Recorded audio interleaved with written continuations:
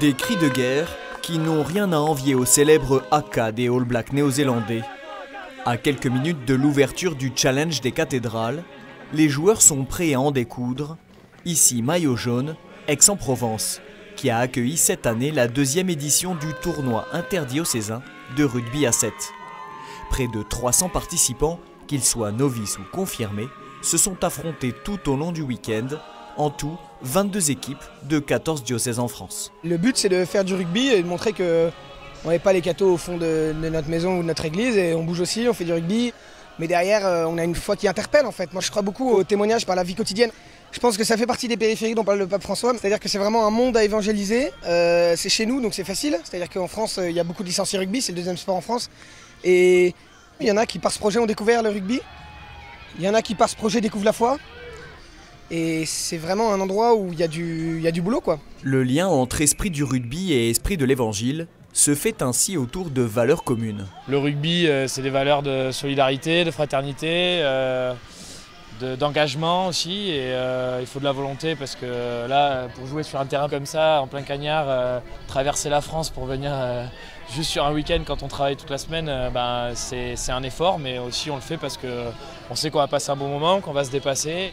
Et la foi, c'est un peu pareil. Voilà, moi j'arrive à aller à la messe régulièrement le week-end, mais c'est sûr qu'il y a des moments, forcément, il y a des baisses de rythme, et il faut se motiver, il faut trouver la volonté au fond de soi-même, et on ne regrette jamais, et le rugby c'est un peu pareil. Une des belles valeurs du rugby, c'est la simplicité, c'est le rapport humain très franc et direct. Je pense que Jésus nous invite à ça, c'est la première chose auquel je pense, vraiment le lien fraternel, sincère, profond, qui n'hésite pas à aller à la confrontation, mais sans vouloir détruire l'autre ou l'abîmer, mais pour vouloir mieux vivre. Eh bien, que le Seigneur vous bénisse, qu'il vous donne la force, aussi parfois la délicatesse quand il le faut, le courage et la patience. Au nom du Père, et du Fils et du Saint-Esprit.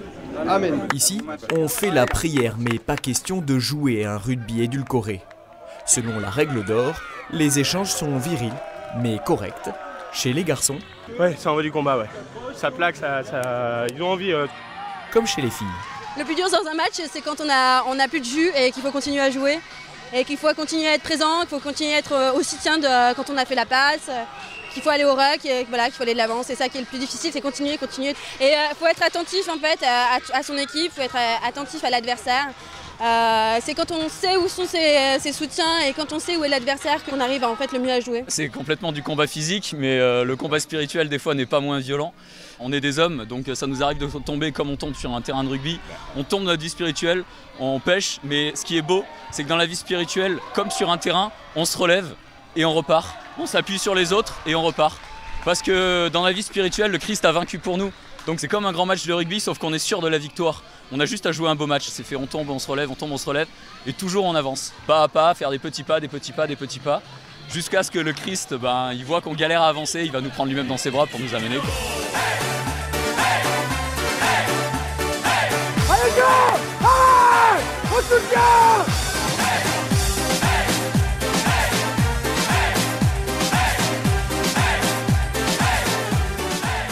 Sur le bord du terrain, l'ambiance est bon enfant. On encourage. On chambre. Et parfois, la douceur de vivre provençal prend le dessus à l'ombre d'un platane, ou même à Vel à Saint-Sud. Alors le rugby c'est une famille. Alors, on est venu entre copains pour jouer un tournoi et aussi parce qu'on aime bien se faire du mal. Et l'esprit de l'apéro.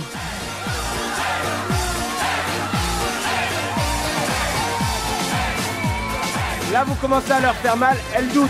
Elles vous ont fait douter, vous avez renversé la tendance. On continue, on garde son ballon. Depuis le banc de touche, je suis admiratif. Moi qui ne connais pas grand-chose au rugby parce que je suis un homme du Nord, je suis impressionné par la vigueur de ces filles et elles valent bien les garçons, je peux le dire.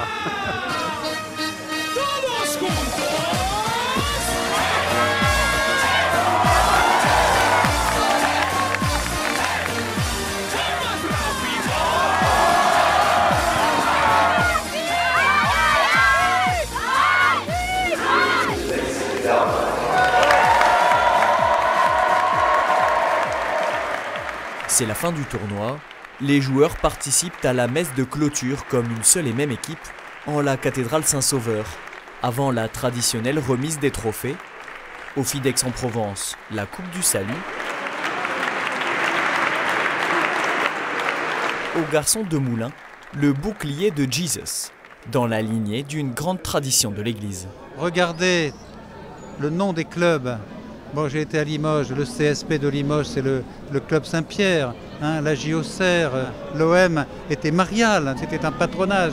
Donc il y a une grande tradition du sport. Il ne s'agit pas de créer des équipes professionnelles, mais il me semble que nous pouvons, dans nos paroisses, dans nos villes, dans nos diocèses, peut-être réinvestir, évidemment, le terrain du sport pour annoncer l'évangile, bien sûr.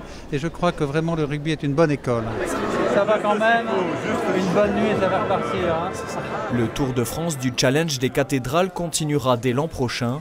Après Toulouse et Aix, les équipes défendront leur titre à Grenoble pour la 3e édition de la compétition. Une nouvelle occasion d'aller marquer quelques essais, comme le dit le jargon du rugby, d'aller porter le ballon ovale en terre promise.